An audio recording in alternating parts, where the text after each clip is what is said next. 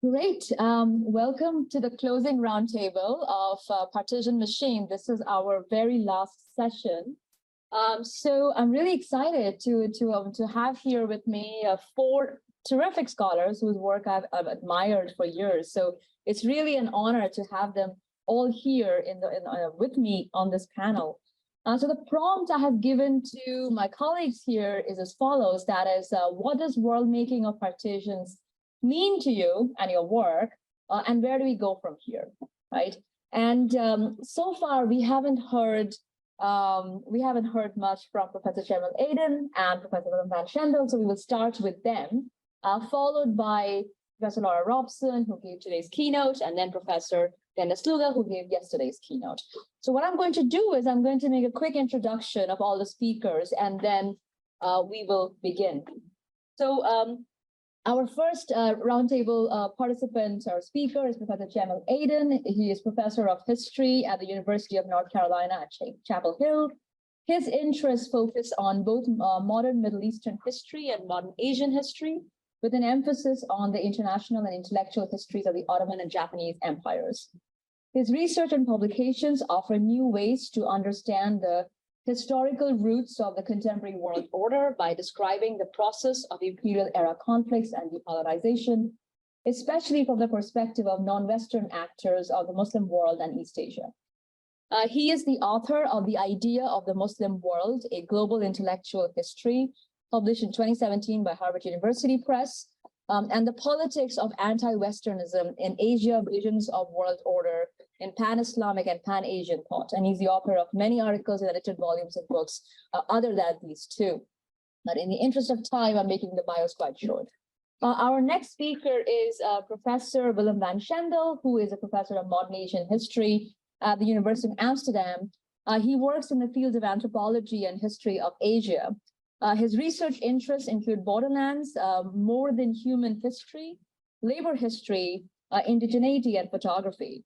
And his publications concern South Asia, Southeast Asia, with a special focus on Bangladesh and the Eastern Himalayas. And he coined the term Zomia, which folks here who work on borderlands already know, and those of you who don't know have heard of it quite a lot during one of the panels concerning Burma. And his most recent monograph entitled Entangled Lives, Human, Animal, Plant Histories of the Eastern Himalayan Triangle was published by Cambridge University Press last year in June 2022, co-authored with Joy Pachow. We will then move to Professor Robson to make a quick introduction, but most of you already know her, but then for folks who are joining just for the roundtable, she is the William McCourtney Professor of History at Pennsylvania State University. She's a scholar of international and Middle Eastern history with a focus on refugeedom, forced migration, and statelessness. Her newest book, Human Capital, A History of Putting Refugees to Work, will be published later this year in November 2023 by Verso. And she's the author of many monographs and edited volumes, including Politics of Mass Violence in the Middle East, Oxford 2020, States of Separation, Transfer, Partition, and Making of the Modern Middle East, California 2017. And finally, we have Professor Glenda Sluga, who is Professor of International History and Capitalism in Florence at the European University Institute. She's the author of many monographs and edited volumes, but most recently she's published The Invention of the International Order, Remaking Europe After Napoleon, Princeton 2021. And she holds an ERC advanced grant that oversees a 5-year research program called 20th Century International Economic Thinking and the Complex History of Globalization. So with that, I will turn to Professor Aydin for his remarks. Thank you, colleagues. I thought I will offer some sort of broad reflections from my own research on Lausanne, and as well as civilizational imaginations around Lausanne, but also some of the comments on the previous papers here. So I will focus on 3 points of why Lausanne was important for idea of civilization and humanism, an idea of world order, and the transition from order to disorder or disorder to order, however you define it. Second, what happened to alternative imaginations, why bad ideas of partition, as Akila said, won over the good ideas of cosmopolitan citizenship. And then thirdly, why minorities, it's not just the empires, but the minorities want a partition. I want to preface my comments by talking about one of the extension of the Lausanne, that is the partition of Cyprus into current state of a Greek and a Turkish side. So in the 50s in Cyprus, just before British left, the most common slogan used by the Turkish minority, which are about 30 to 40% of the island, was either partition or death. It's a very bizarre thing because we know that partition is death for many people. Because this minority was afraid of then once the British leave, not only joining a kind of Greek majority state in Cyprus, but also joining Greece. And their argument was to have a robust minority regime. In fact, that actually happened in the kind of constitutional terms that they arranged. Then they will immediately refer back to both the Greek side and the Turks to a bad example of partition in their mind. Even though the solution was also partition, the Crete, partition of the island of Crete. Sometimes small forgotten islands can be a portal to World War history. And the partition of Crete took a longer period of time, started from 1880s, 70s to all the way to 1924. It ended with Lausanne. But in that case, initial separation and the European intervention in the Ottoman internal affairs created some sort of a Christian king for Greece, which then led to all the expulsion of all the Muslims from Crete. In fact, some of the expelled Cretans will demonstrate all over the Ottoman Empire, and they had a slogan called either Crete or death. So this slogan is referring back to that as either independence, or death is played in New Hampshire still. And actually the Greek nationals will also say, oh, we're going to turn Cyprus into another Crete. That means that it's all going to be a Greek and be part of the Hellenic kingdom. Once the constitutional arrangement failed, so there was a constitutional arrangement like in India or in Lebanon, it failed because of a coup, ultra-nationalist coup by the Greeks to join Greece. A Turkish army intervened in the island. So since then, in 1974, the island is divided. But once the island gets divided into that Turkish and the Greek side, both sides began to mobilize great civilizational narratives. So the Greeks wanted to pump into this kind of anti-Turkish, anti-Muslim clash of civilization story. And the Turks were to respond to that either apologetically that they are also European, or mobilize Asian, African-American, and Muslim public opinion. As a result of which I was very surprised to find out recently that the American boxer athlete Muhammad Ali ended up supporting the Turkish side. He has an interesting picture with the Turkish flag and visited Istanbul. And he noted that he's upset with the American position and the white Greek and Armenian support for the Greek side. This happened only in the 70s. In the 60s, when the event actually started, there was an Afro-Asian moment where both Malcolm X and Nasser had more nuanced position on the issue, saying that maybe Makarios has a point. But I want to add one more layer to this story, is that the leader of the Turkish Cypriot community, Rauf Denktaş, has a very interesting memoirs. He talks about that in his childhood, he met Sharif Hussein, the leader of the Arab Revolt, who was exiled to Cyprus. And apparently they were neighbors because his father was an elite person. And Sharif Hussein will tell them his regret for revolting against the Ottomans, never to trust the British, but also how horrible it was that due to his own horrible actions, that Arabs are divided, and they are divided not only from the Turks, but also they are divided among themselves. To add more spice with regard to India, when Greek Cypriots received overwhelming support from Europe, so the Turkish side is not recognized internationally. Turkish side wanted to gain the support of the Islamic public opinion, so they had a Pan-Islamic Congress in Cyprus, and I think to Denktaş's surprise, Pakistan did not recognize this Turkish state, little state.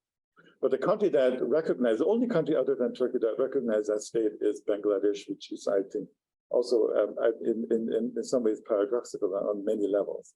I give this example to show that how partitions continue starts, let's say, 50, 60 years before Lausanne and continue afterwards. And it is such a global event as we discussed. And in some ways, we can even say that decolonization is actually partitioning of the world. And there might be a very dark comment on nationalism. So the argument of the very simplistic argument that we can find every textbook all over the world is that there were natural nations which were oppressed by the foreign rule. And once the imperialism ended, there's this emancipatory romantic story of those nations gaining independence.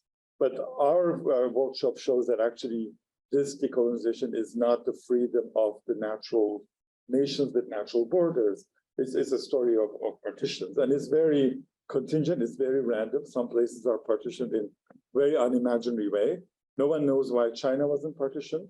Again, a contingent. China could have been the Ottoman Empire, or the reverse, the Ottomans would have been China. So there are so many accidental factors. But within all of these accidental things, I wanted to highlight a couple of points about what we have been discussing, especially in the previous panel, about what the Lausanne moment meant, why there was such a big civilizational narrative, especially on the side of the Indian, Hindu, Muslim, and global Asian support, and what happened to the alternative imaginations. So the first on the civilizational narrative is that the partitions are, of course, different than the divisions. And the divisions we can get back together, as Akila's paper showed in some ways, even though this land was divided for 150 years, that they could unite. Partitions happens first in the mind, in some ways. There's some sort of civilizational narratives before the partitions, as if this UNESCO preamble, right? Since the war begins in the minds of men, that is in the minds of men, and that defenses for peace must be constructed. So the partitions also began in the European Ottoman lands of Europe, in the minds of many actors. Starting with the Greek War of Independence, the argument was that the Bulgarians, Romanians, Serbians, these are Christians who belong to this land, and the Muslims don't belong. It's not only as rulers they don't belong, but also Muslim minorities don't belong. I mean, this will go all the way to the Bosnia argument, that they are Muslims and Europe is Christian. And I last year at Oxford with Faisal, we were in a conference on what is Europe, and I tried to make a case that this is a very genocidal idea to think that Europe is Christian. And there was a very nice person, I don't want to name her, say something nice about Islam in Bosnia, but her assumption was still that Islam in Bosnia is an alien religion. Europe is Christian. But of course, these Christians have to be nice to these alien people. So the partition happens in the mind in some ways. And the Ottoman strategy initially was to prove, because they suddenly realized that they are not European, was to prove that their religion can be compatible with the Europeanness. The whole Muslim modernism from 1860s onwards is actually fighting that idea that we are also civilized. The standard of civilization is very important. And Indian Muslims, as Hindus, as well as other Asians, become their biggest supporter because they are also into proving intellectually that they are not an inferior race, religion, or civilization. So there is an intellectual battle, almost an intellectual war on rights. And the rights, so the pan-nationalism starts as an intellectual battle of who have rights, the right to have rights. And in order to prove that we have a right to have rights, we have to prove that Hindus are equal to Christians or Muslims are as civilized as Europeans.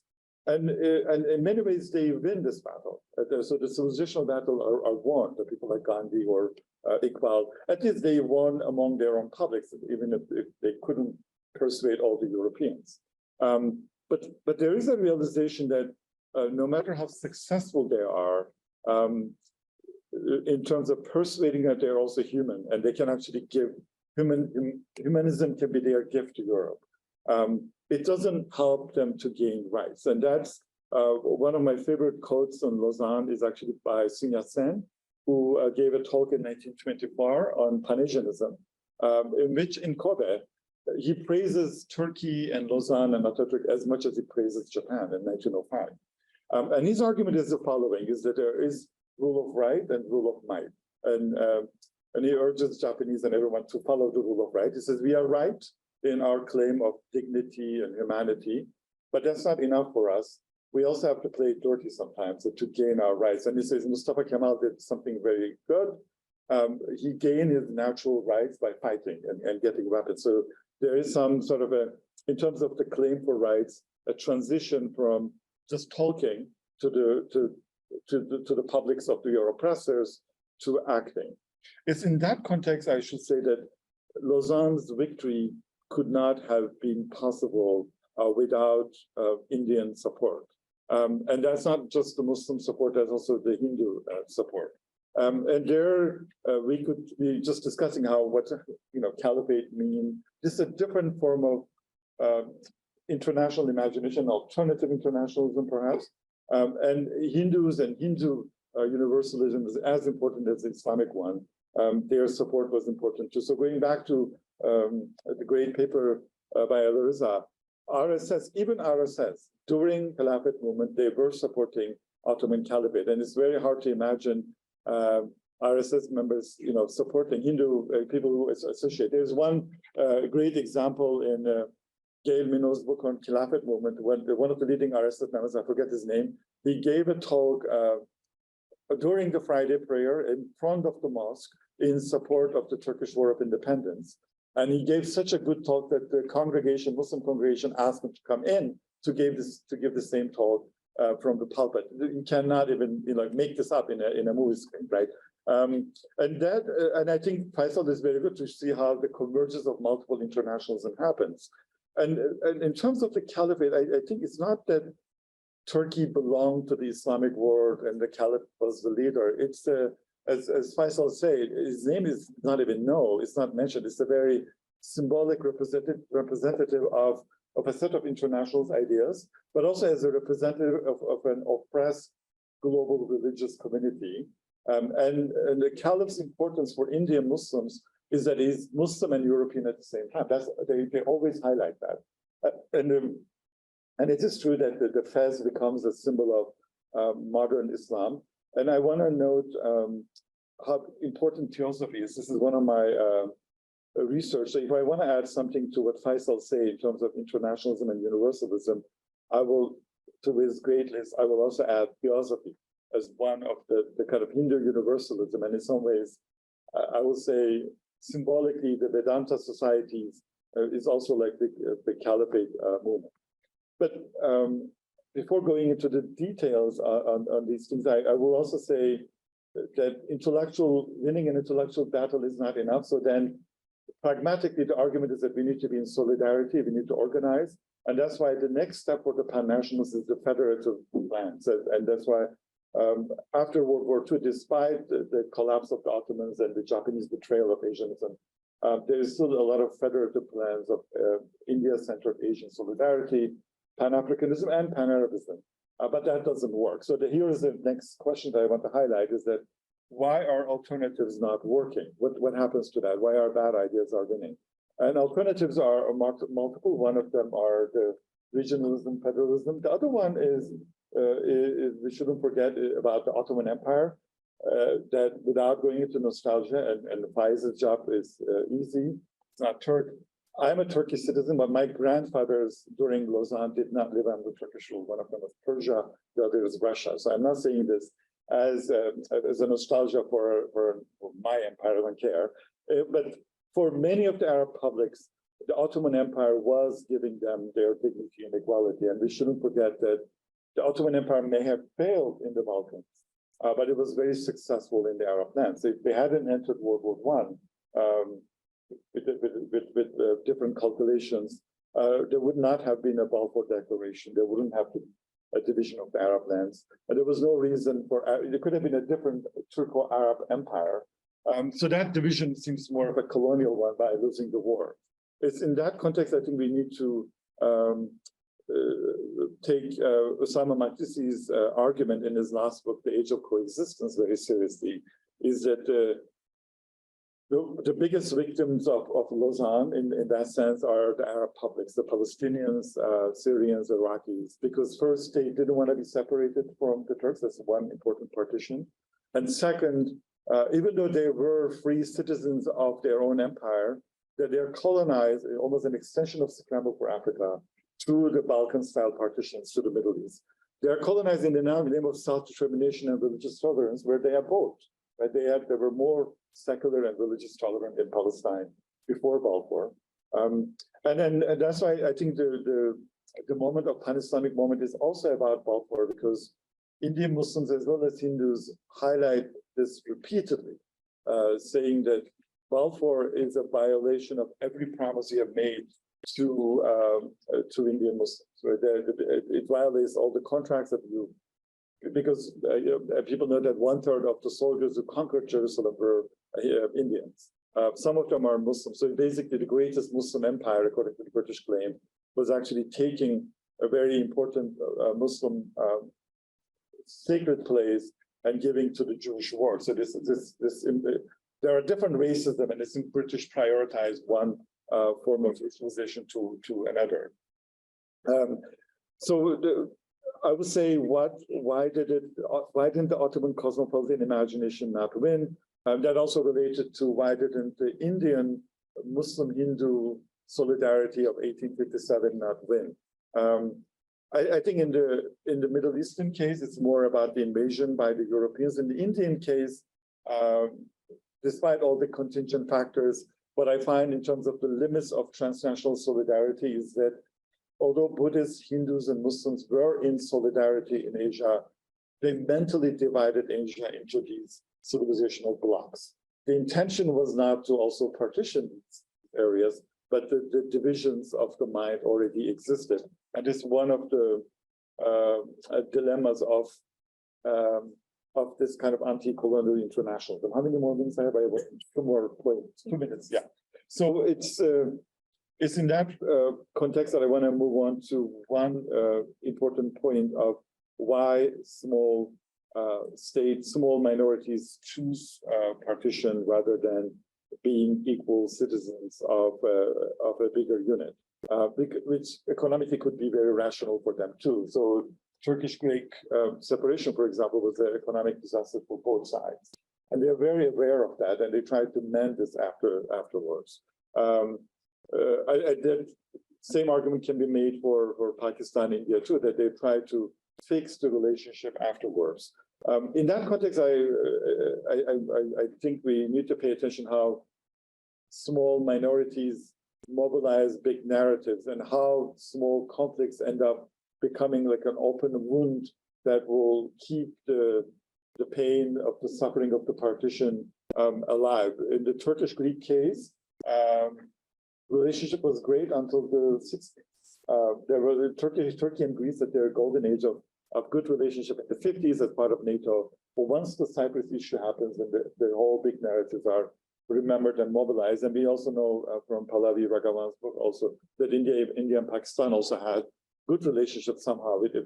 Independent of Kashmir, things could have evolved in a very different way. In terms of my very short answer of why things didn't work out, why bad ideas won, I will go to my colleague Dirk Moses's argument about security, permanent security, with a side note is that the international order that was established both after World War I and after World War II, as Laura argued this morning, did not actually solve anything. In some ways, it did not ensure people's demands for rights and dignity. And then in that kind of insecure world, then it becomes very difficult to trust with more and more bad examples. That's one explanation I would have, is that why bad ideas win over the good ones. That there's a question of trust in some ways. I mean, in addition to many other structural things, I'm fascinated by Ambedkar, for example. Why did he choose partition? I can say Sarkar and RSS. That's one. It's easier for them, and that is, Adira's point. The dilemma, the paradox. That's my last point. This is one paradox, of course, is that while people were fighting against fascism, there were all these fascist ideas and organizations happening. And you could say, yes, well, Germans were not the only fascists, the British and Russians and French, they were equally violent, as the Caroline Elkins argument. but I would agree there is something there. But there is also another thing generally about the story of decolonization is that decolonization process is characterized by the most amazing utopian humanism that as far as I know in terms of pre-modern history ever seen in human history. Right? We don't have that kind of future-oriented humanism now. Nobody believes in future anymore. But people from 1880s to 1960s and 70s, they believed in remaking the world a better place in a more Hegelian way. Even if some of them believed in clash of civilization, they thought after the clash there would be unity. So one of the paradoxes for me to think about is that why was there so much violence at the peak of so much humanism in the time of Gandhi and Iqbal and Tagore? And I think one aspect is, of course, the betrayal of the international organization, that these humanists were very internationalist. And then I think international organizations were the ones who didn't really solve the problems and prolong it and let them in that direction. I will end it here. Great. Thank you so much.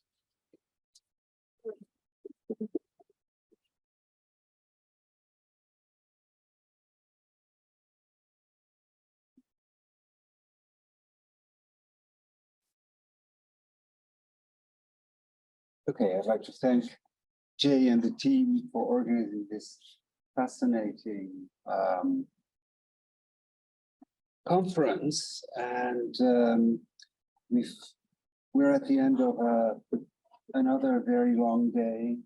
Our minds are oversaturated with new ideas. So I thought what I tried to do is think about the volume you want to get out of this, and maybe sort of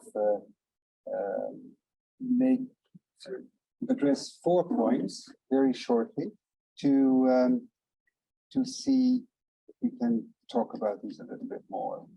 First of all, I think I'm not much clearer about what partition is or how we should define it. So we've been talking about partition as territorial division, as well as about something that is done for you by outsiders and everything in between.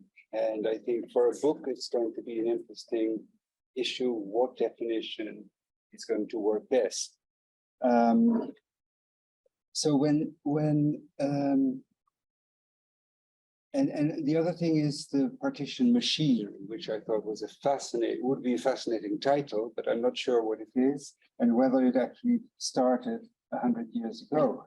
So Charles Myers talk about the long-term sort of partition or sort of series of partitions really made me wonder, can we talk about a machine at all? Is it not more like what the title of the last panel, genealogies of different forms of division, and some of them more Lausanne-like, others more perhaps Ireland-like, and maybe more. And so you could have different branches of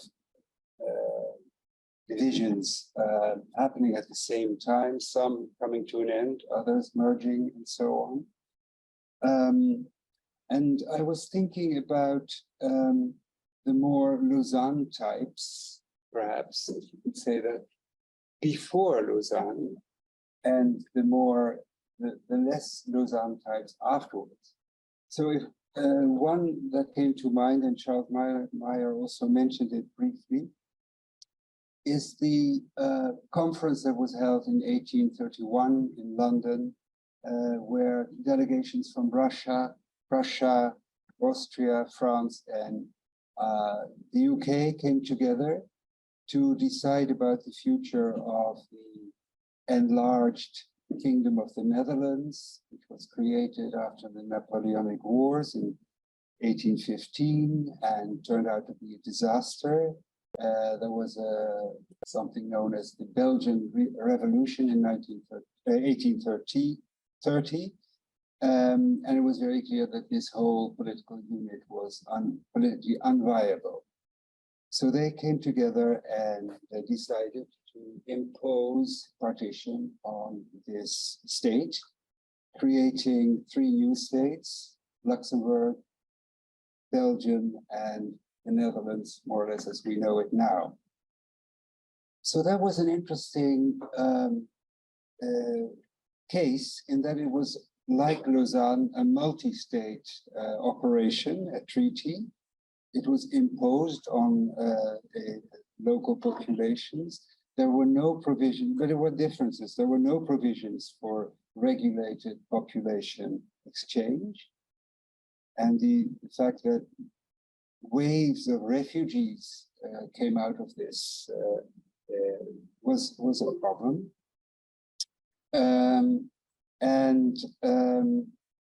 It was also inconclusive. We haven't really talked much about the problems created, say the border problems created by the Lausanne case and how these were resolved later on. But in the case of Holland and Belgium, there were a number of enclaves, Belgian enclaves in the Netherlands that resisted being rationalized. So they tried for several generations to sort this out. It never happened. And they are still there, in fact. The tensions between Belgium and the Netherlands over these little territories were only sort of resolved when the EU came in and sort of made it unimportant. Now, when you look at partition of British India in 1947, it's very unlike Lausanne, as we've been hearing. It was not multi-party, multi-state treaty. There were again no provisions for regulated population exchange. It was a model of national citizenship. The boundaries were unsettled. And maybe the only thing that reminds you of Lausanne there is that it had also an overflowing Salon des Réfugiés. But apart from that, it's really a different animal. And a bit like Ireland, Pakistan and India had to resolve to create a tribunal, international tribunal, headed by a European lawyer or a judge. So I was wondering, you know, what is the best way to frame partitions? Do we think in terms of a machine that sort of continues over time? Do we think of interconnected genealogies or maybe not interconnected ones? Or is it more a question of family likenesses? And then you can think of what Laura was talking about, maybe pseudo partitions or falsely categorized events and so on, but try and fit them into this more complex idea.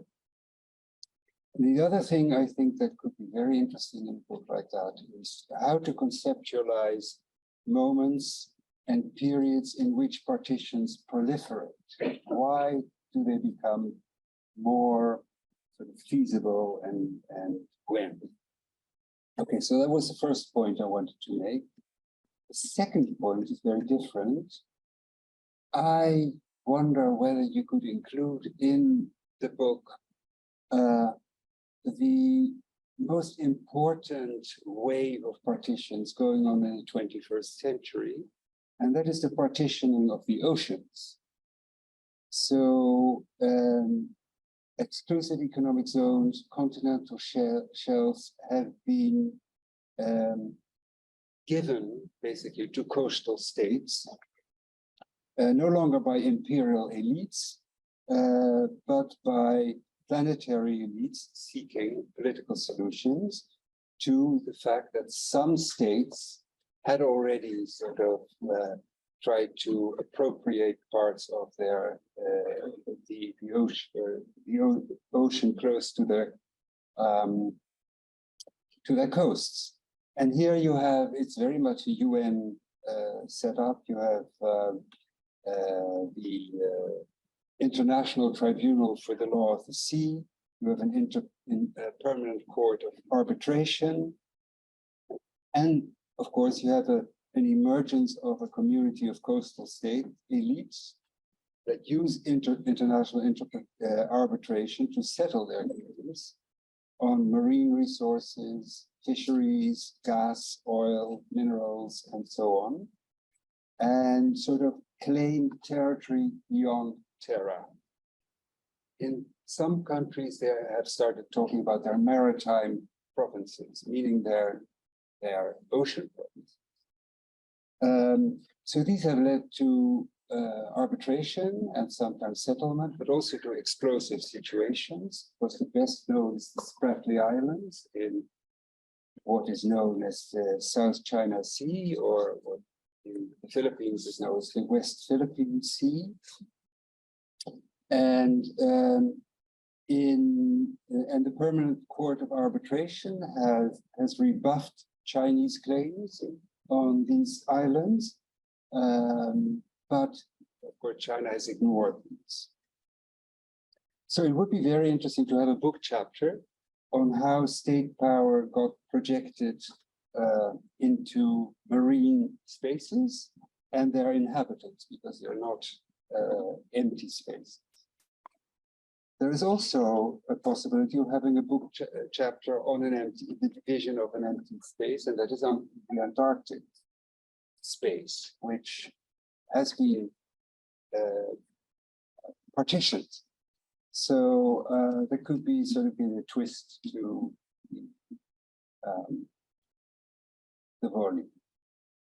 Okay, the third point I wanted to address is that partitions are being presented by highlighting their negative aspects as historical disasters, as ruining lives and livelihoods, giving rise to refugee streams, intergenerational trauma, and so on.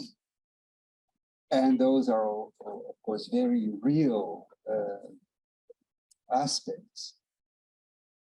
But it is remarkable that sense of loss and sense and nostalgia for the past is so strong in the historiography of at least many partitions. But actually, when you listen to people who were subject to partitions, there are also very positive memories. The partition is an emancipation machine, a career machine, the new opportunities to appropriate land, houses, and other property, opportunity to engage in cross-border trade, whether legal or illegal. And in the case, for instance, of East Bengal, East Pakistan, East Bengal, the departure of the landlords. So it was, memories of partition differ widely. And I think in the historiography, that is not always clearly presented. So, and it is very important because if you think of, say, the partition of British India and how it is remembered, then there's a very clear partition, enduring partition of historiography between Pakistan, India, and Bangladesh. These are incompatible stories. So how to overcome this is could be useful. And the fourth point I wanted to raise is that in certain areas of partitioned territories, and I'll talk about India, partitioning becomes an attractive option for many. Jonathan talked about the partitions from below, and I'm not quite sure it's from far below, but it sort of becomes a utopian model for emerging regional elites. Partition as an ideal, a chimera of the pure homeland. And so the idea of breaking away, creating your own independent territory that will be pure, that will be solidarity, safety, an end to exploitation by, in this case, neo-colonial discrimination and oppression, and hopefully a recognition by other states or higher authorities. So you see this in the partition of India, when in 1947, the Nagas in Northeast India refused to join the independent state. And they have been fighting off and on since then for an independent Naga state. In 1966, another group started to a war of secession from India, the Mizos, and this became known as the Mizo War of Independence, which took 20 years and ultimately failed. And the only and there are many more examples, of course. The only successful attempt was, of course, Bangladesh breaking away from Pakistan, sort of the successful Biafra. But here the spirit of Lausanne was conspicuous by its absence. Nobody was talking about Lausanne there. So I want to end with showing you a few images. Yeah, so I want to talk about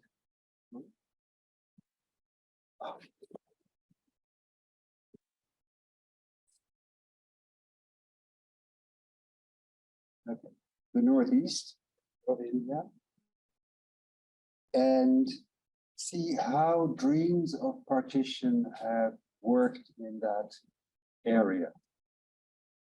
So here you have the large province of Assam in 1947, and now it's divided between 5 different states and 19 autonomous jurisdictions and counting. So this looks a little bit like that. And these are all sort of willful attempts at partition by regional elites.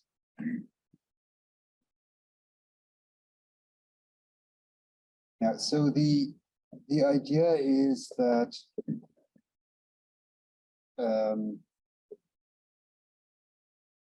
people have these imagined homelands. They imagine them within the Indian Union. One of them that is suddenly being activated is the case of Manipur that Dibjani was talking about yesterday, where, as you know, a war broke out 3 months ago, and between what the media talk about as the cookies and the mete, and this has really sort of ignited an old idea about a separate cookie state in Mizoram, which would look like this. And there are many more examples of these models that are floating around and become very important at moments of confrontation. But there are also many imagined cross-border homelands and dreams of erasing the earlier partitions. These reunification movements have come with many names: Zoram, Kamatapur, Zalingam, Bangalistan, and so on. And these models of desired partition are very well developed in this. I'll show you some examples of how map making is a great hobby among partition aficionados. This is one.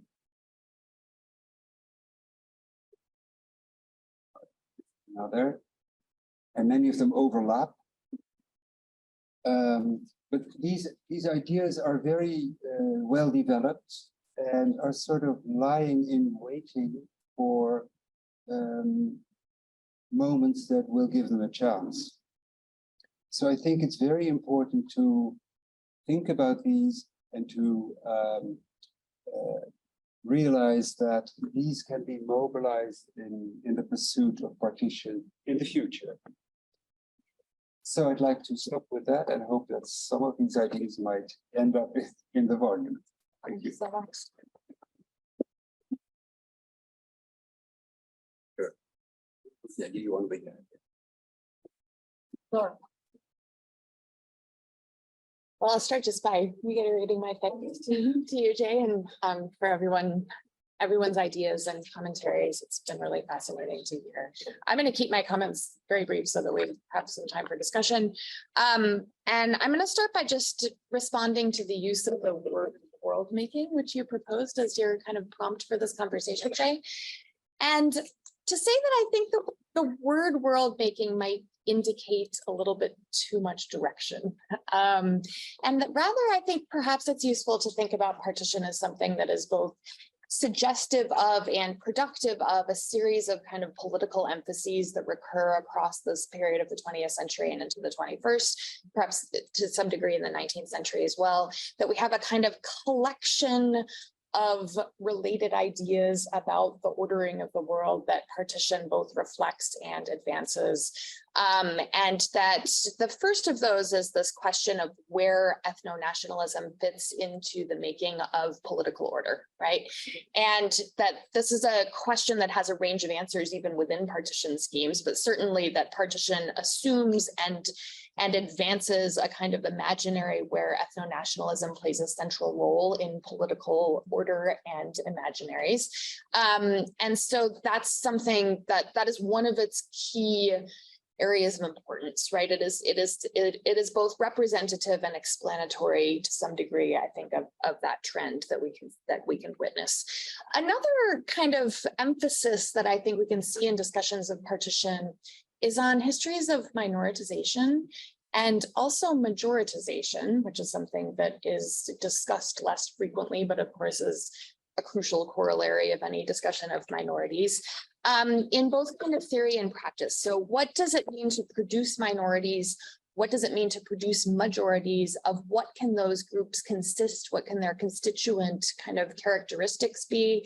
So this is something that we see kind of across cases of partition. I think that this emphasis on, or at least a reflection of an interest in the concept of minorities and as a kind of political organizing principle, which, as other people in this room have pointed out, is fundamentally a modern idea, right?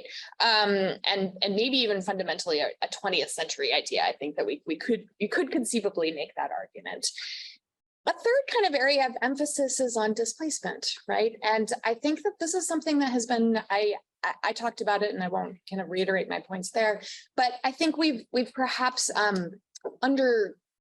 undersold that as an aspect of partition, and a way in which partitionist imaginations produce the concept of a world where displacement is necessary, where it is permanent, where it is a part of the political landscape that it is not merely a side or a kind of byproduct of partition, but rather it is a constituent piece, right, of the political order that partition produces.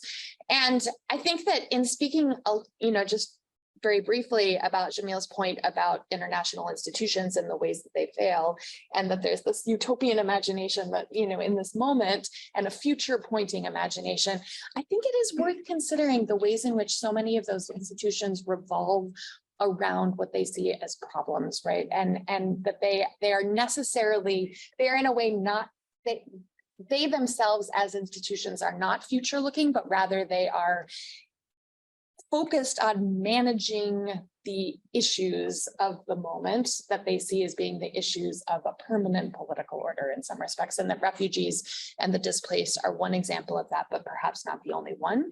And it is perhaps a failure of utopianism, right? It is perhaps a failure of the utopian imagination and an explanation for why these institutions fail to thrive and why their visions fail to thrive in the post-war world. And then the final kind of area of emphasis I think that we could discuss is the question of sovereignty versus forms of semi-sovereignty, right? And that too often we assume that, you know, not really in this room. I think that we've done a fairly good job of understanding that there are degrees of sovereignty, but that partitionist imaginations understand that there are many, many degrees of sovereignty, that some places will be more sovereign than others, some communities will be more sovereign than others, right? And that part of the control of this process and this narrative is not so much in creating new sovereign spaces as in ordering the ones that emerge in a hierarchy, right? And so I think that is something that we could think about as well. And I just finally want to raise a couple of questions for the bigger project. One is one I've already alluded to, and that is, you know, what role does Lausanne itself actually play in this narrative? I think that's a question that we have asked but not answered, which is fine, and it's a complicated question, but to think about, you know, is this a representative moment? Is it a moment of inspiration? Is it something that bears no, you know, has no relevance to later cases of partition, which I think is also potentially arguable. So I think that perhaps we need to think in slightly clearer terms about what Lausanne itself means beyond the European context in which it is enacted. And then I mentioned to Glenda earlier that it is interesting to think about partitions obverse, right? What does it tell us about the world that partition made, that concepts of internationally driven reunifications are so much less frequent, right, as a project than concepts of division, right? And so I don't have an answer to that question, but I think it is one we should raise of why division seems easier to accomplish, more imaginable, more of a solution perhaps to these various problems in 19th century parlance that emerge than reimagining bigger political units, right? Or more pluralistic political units. I think we can come up with kind of regionally and historically specific answers to that, but that it might also be worth thinking in more global terms about what those projects might indicate. And finally, I'll just close by saying that it is clear to me that discussions of partition and historiographies of partition are also efforts to come to terms with histories of decolonization, and that part of the issue that we have, the historiographical issue that we have, I think, is that decolonization is actually entirely the wrong word for what happens in the world after 1945.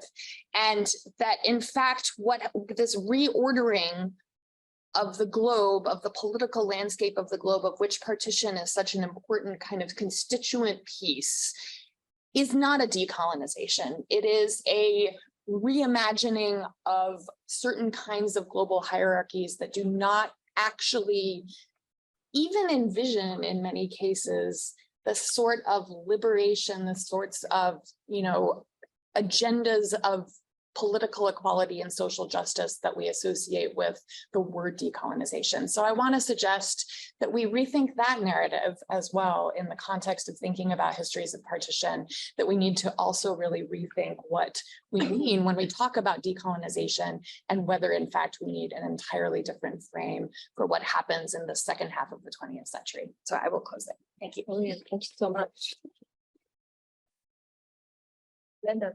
Yeah, I mean, just take up that really interesting point you made about, you know, why is it easier to divide? And I think the other, what's fascinating is, of course, the 20th century was meant to be, if you think about the discourse around the international, that the whole statism idea that you're moving to ever bigger kind of units, supranational, that they're engaged in this. And I think one of the reasons might be, one of the contexts in which this occurs is you always have that paradox about, the international sort of seen there as this idea of ever larger units, but you've already got empires, right? And they're actually really large, and they're confederations of kinds, and in fact, the international then becomes a space in which you create smaller units out of empires, right? And but it puts the empire back into that scenario. So I think that's really fascinating.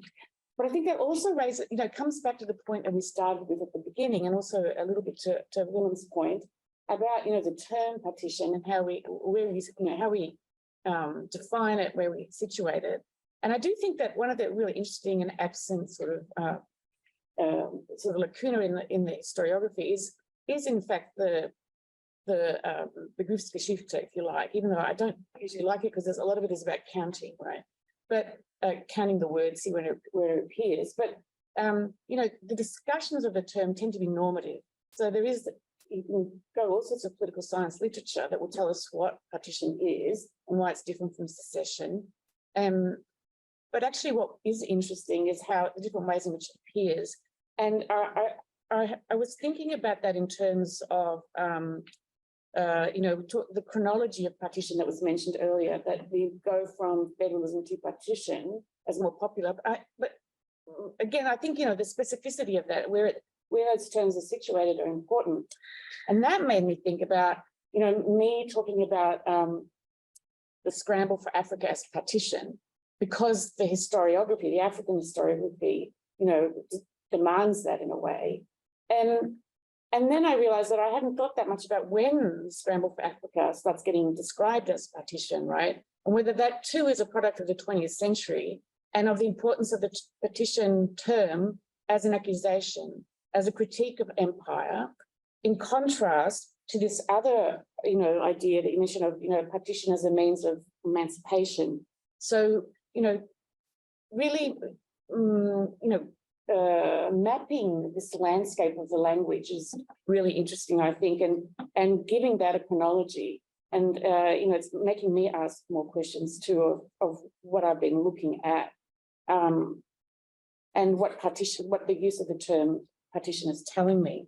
In terms of worldmaking then too, I think the really interesting thing for me has been, to think about who, in all of these discussions, who is making these worlds, when is it being made from below or from above? But why also, everybody is male in this world, right?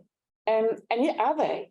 And I started thinking about, when Eris Manella wrote the book on self-determination and the importance of that term, of that project in different parts of the imperial decolonizing world in the 1919. And, Kumara Jawadina, I think she's a Sri Lankan scholar, came out with a book that is actually about all the women involved in these projects and how tied they were to feminist ambitions. And I'm wondering whether there isn't somewhere also a kind of a missing history of where the women are in these debates, and what difference adding them makes actually. And to some extent, the women, I think, are also in these international institutions, because if there's a role for experts in these partitioning processes, or the processes that lead to the inevitability of partition in some contexts, then women are there. I remember, for example, in the recent anthology on women in international thought put out by Patricia Owens and Catherine Lietzler, there's Sarah Wambau, who I'd come across in my work on Trieste. And in 1919, she's one of the people that's writing about the plebiscites and as these boundary commissions go out.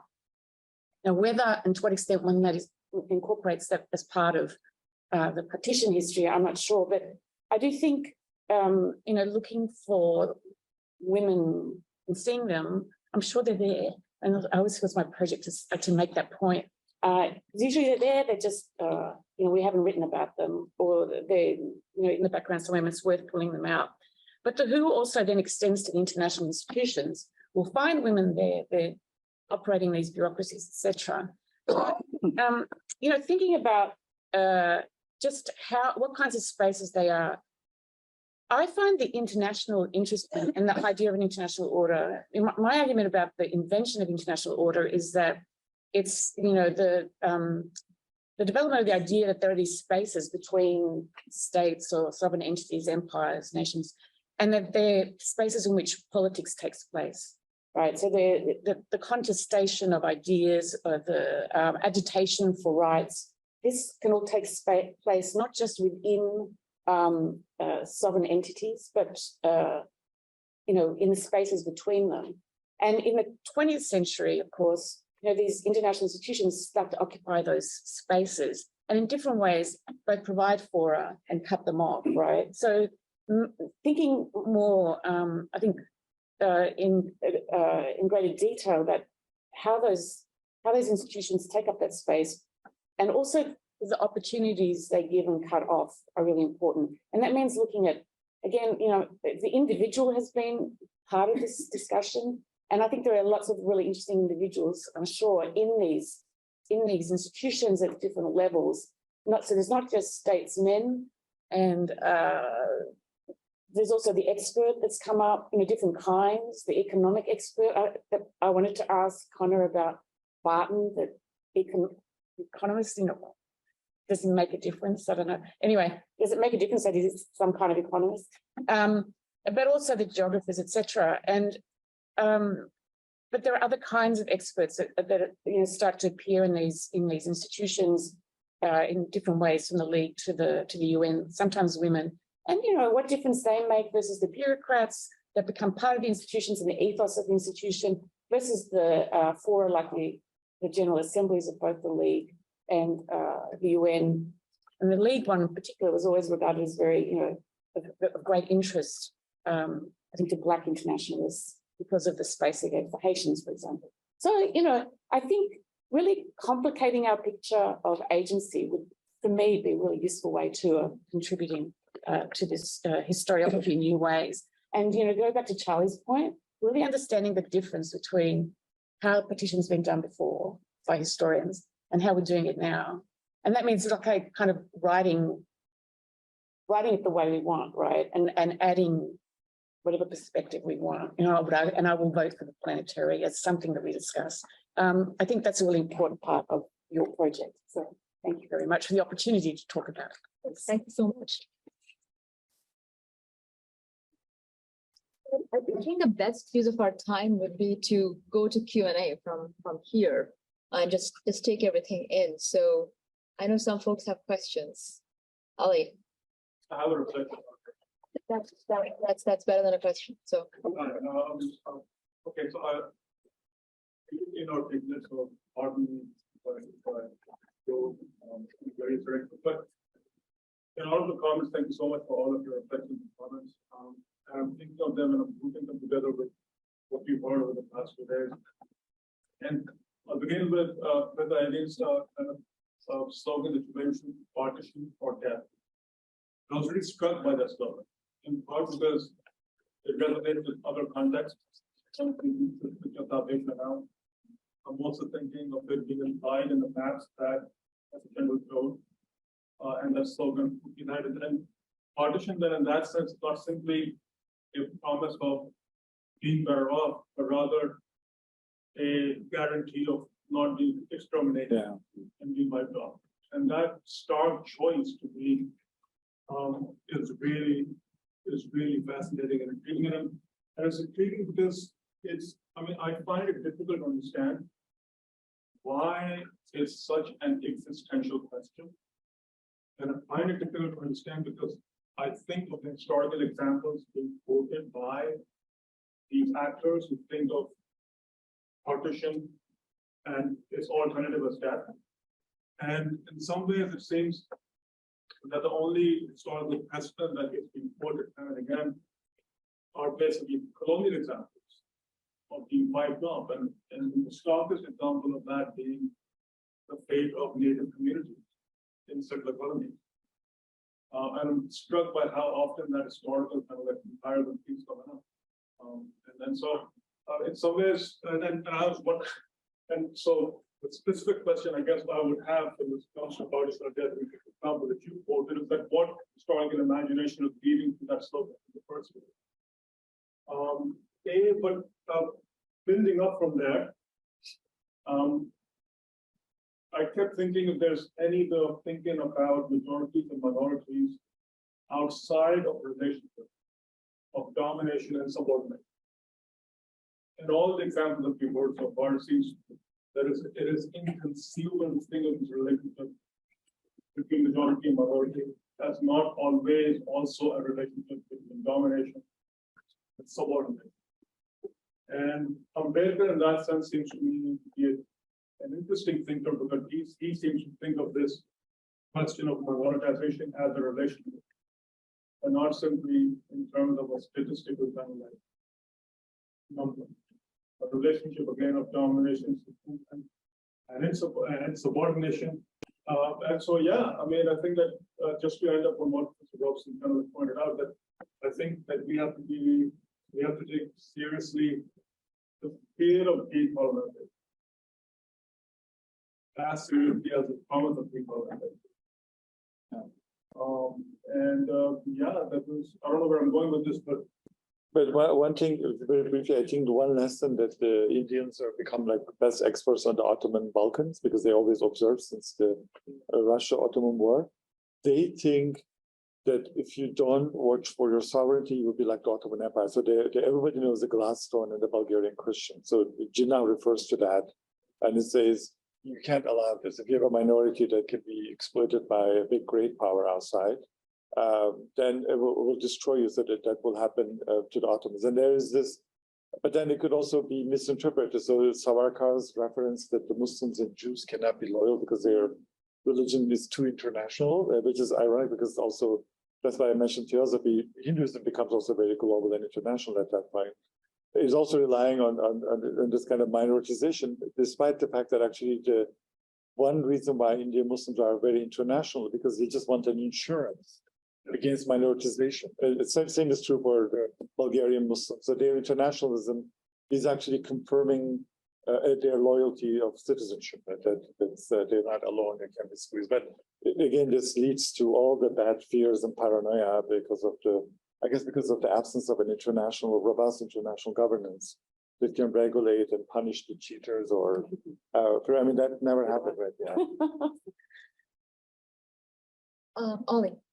Yeah, I had a few observations going through the last couple of days. I think I'll begin by echoing Willem and saying that just sort of thinking instrumentally about what you guys are going to do with the volume, the definition of clarity on what constitutes partition, and what sort of separates it from the human community and making it a scale. I think that really needs to be kind of front and center. And then thinking about this question of when was partition, right? Because a lot of the papers in the last couple of days have focused on this 20th century moment of partition of velocity, which is certainly the case in Europe, Asia, Africa, but not in Central and South America. That comes in the older moment, right? So thinking about, I guess, how the volumes can treat the temporalities of partition. The other two sort of not big thoughts like that I had was just about how often this idea of the roads not taken came up, right? These foreclosed imagine almost all of the different talks. And so the idea of partition as a polyvocal discourse, where there is sort of one sort of version of that ascends or is emergent, and kind of get that behind. I think that's kind of important to consider. And the other thing is this idea of things that are all slightly short of what we understand as full partition. So Laura used the term semi-sovereignty. We were just talking there. I'm thinking about things like reservations, autonomous zones, tribal regions. What does it look like, or how do we sort of consider when the state sort of tries to kind of bring up something in sort of collaboration and conversation, discussion with minoritized groups that is not kind of the partition of some kind of nod towards some form of economy, however limited that may be. And then very briefly, we didn't talk that much in the last couple of days, although it sort of came up in discrete ways at a few different times, but about like socialist world making in the 20th century and how that kind of shadows a lot of what's going on with these Western representations. Thank you for that. Akila. Mine are also some thoughts that I'm trying to put together on what I've heard over the last 2 days, so I'm not sure to what extent they'll be fully formed at this stage. But listening to the panel, there are two thoughts. Oh, it started from one place and then it went to another. And so what occurs to me that we've been talking about partition as a political idea, but somehow there seems to be an inherent assumption about there being a political idea, even though we've been debating and discussing what it could mean. We seem to believe that there is an idea about it. So, you know, so there's one concept that we're working with, which is about a political idea. And then there is the other side of the concept, which is political practice, because as an idea, the reason we're talking about it is because it continuously becomes part of political practice and world making, as you talked about it. So that was something that I've been thinking about.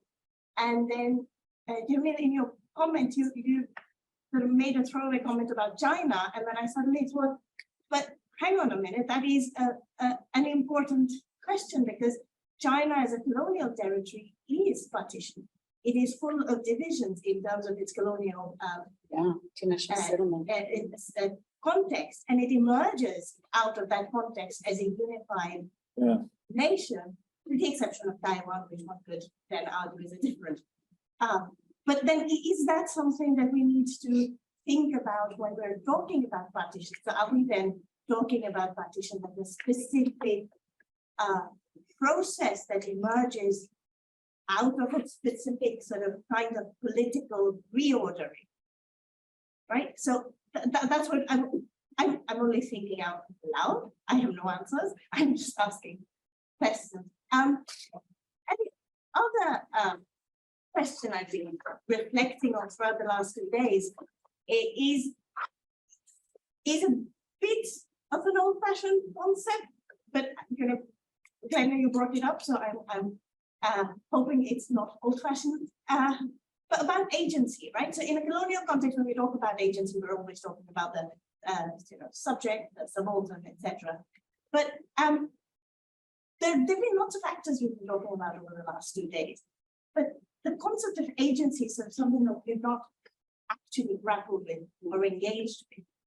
And I wonder if we need to think about the idea of agency also more forcefully and thoroughly, because does the absence of doing that result in us talking about grand ideas and grand practices in a sort of on a big scale and forget the micro that it does affect and continues to change and transform? So I mean, not fully formed, but sounds good. Yeah, thank you for that. Any other thoughts? Oh, Dan. Yeah. I feel like a little bit of an interloper here, and I've not been able to attend. I can't believe 2 days in you started that way. But the thing that I've been thinking about is the role of law and lawyers in this phenomenon. And it's occasioned a bit by, there's a forthcoming book by John Wallace on the history of the rise of impersonal law. And he's looking at it mostly from an economic point of view. But by impersonal laws, he means systems of law where law applies to almost laws apply to almost everybody in the same way, regardless of social rank or political influence. And one thing that kind of occurred to me is the rise of that also has important political implications for these kinds of things, because in the absence of such a system, borders are much easier to fudge, because if you're in a community that lives along a border, You pay taxes to your local noble, your local noble arrives at some kind of political settlement with the two kingdoms.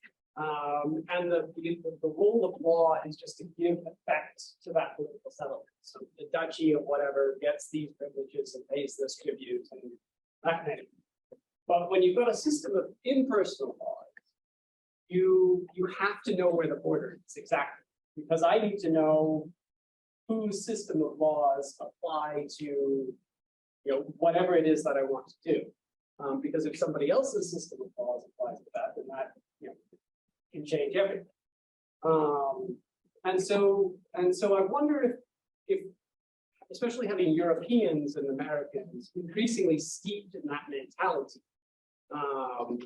leads to an effort to try to impose that kind of necessity for clearly defined borders in places where actually fudges in a kind of more pre-modern sense would be kind of easier to have done a bit more peacefully, rather than because the kinds of fudges that you have to do when you've got impersonal laws are very clearly defined, federated systems are very clearly defined, as opposed to every little community has its own little settlement along the border. No, that's something for us to think about as Glenda was talking about experts and the role of expertise, the legal expertise, geographical expertise, and what's European lawyers. of course, to go to the Hague. So if I could just make a few remarks, and then I think there maybe there's one question online, and then we can wrap up. I do agree with what you're saying, Willem. Last point about partition cascade, right? Because it just seems that regions or countries that have been partitioned, there are actors in the present moment who think partition is an emancipation machine of some sorts, and they aspire for it. And that brings to Ollie's point about when is it partition. So apart from the edited volume, my book project about idea and practice of partition has got a lot of comments about when do I stop? Where do I stop? If I just look at India today, there are so many new states coming up. Are those partitions as well? But my response is no, I'm focusing on sovereignty and various semi-sovereign entities emerging. So those reaggregations and those separations of sorts of little states coming out are not partitions. But I think that we need to be clear about the effects of partition cascade, because if we think about new lands coming up on ethno-nationalist grounds, which was Laura's point, then it's different from new states coming up. So if coastal Massachusetts wants to split from the rest, that's not partition, right? So maybe it's just going to help us clear our ideas. The other is, Laura, I really like your point about, decolonization is not the right term. And I was just looking up the reference. I really like this article by Stuart Ward from 2016, the European provenance of decolonization. And he basically says that decolonization was a very conservative term. It basically meant a very clean process of end of colonies, but in a way, but not a violent one, which was what Fano said, that can only be violent, right? So I think it's just become a more radical term. Perhaps the question of usage, as Glenda was talking about, how we use partition now as opposed to how it was used before. But perhaps we can interrogate those things in edited volume for our purposes. Last point, when you said, Cemil, about decolonization as partition of the world, and I've been thinking about world partitioning from your keynote, Glenda, like for the last 2 days. And when I think about world partitioning, I think about trans-imperial statecraft.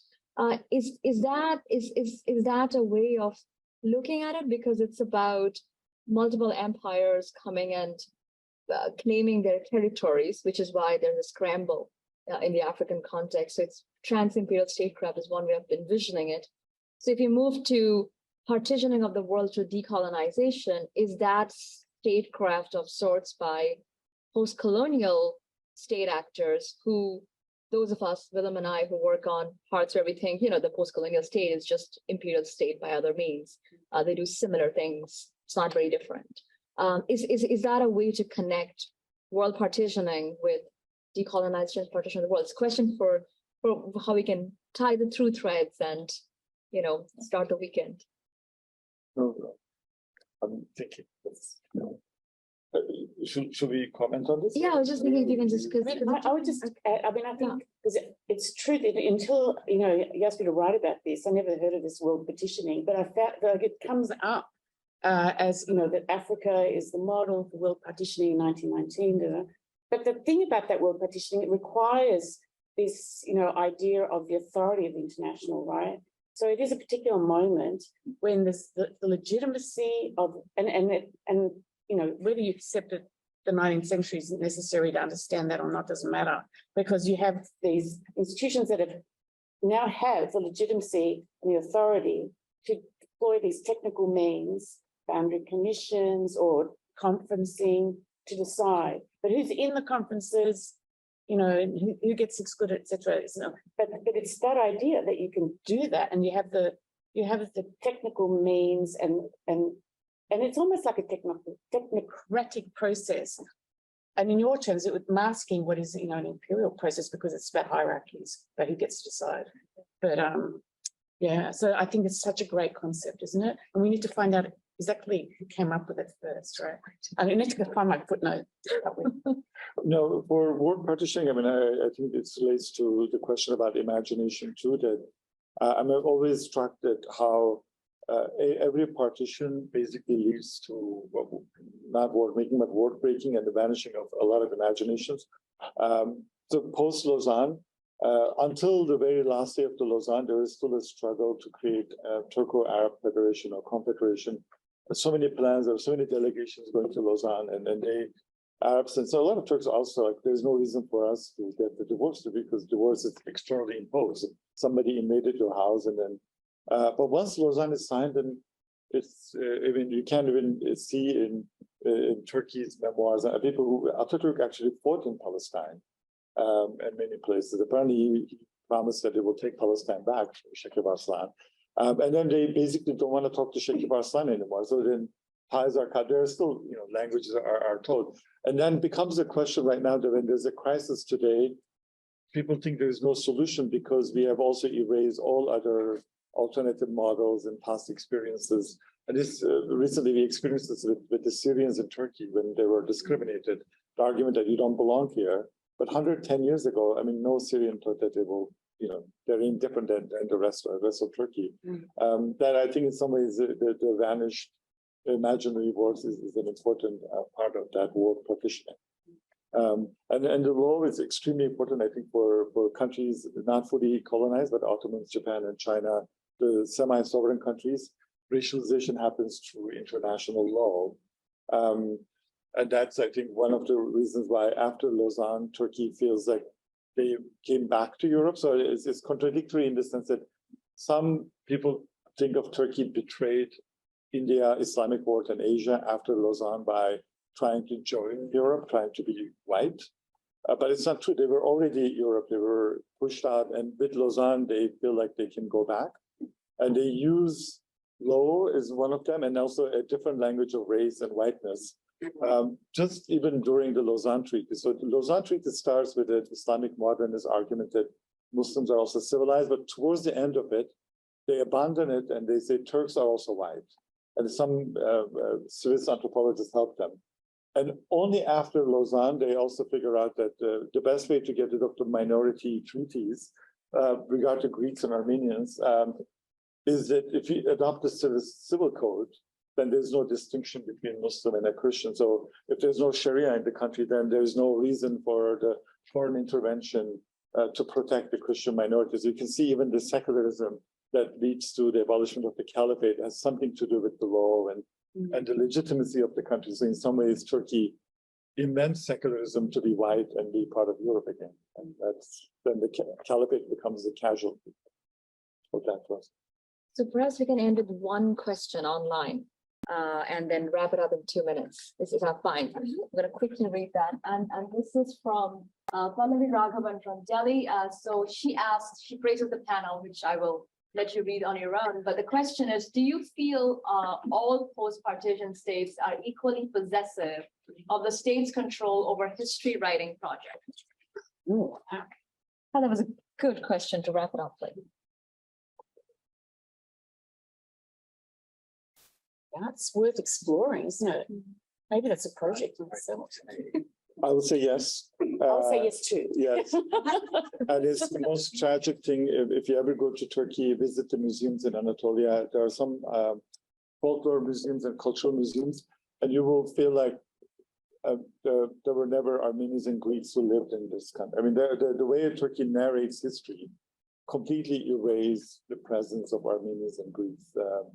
Not Jews to some extent, but this is an absolute injustice that relation. Also Arabs too.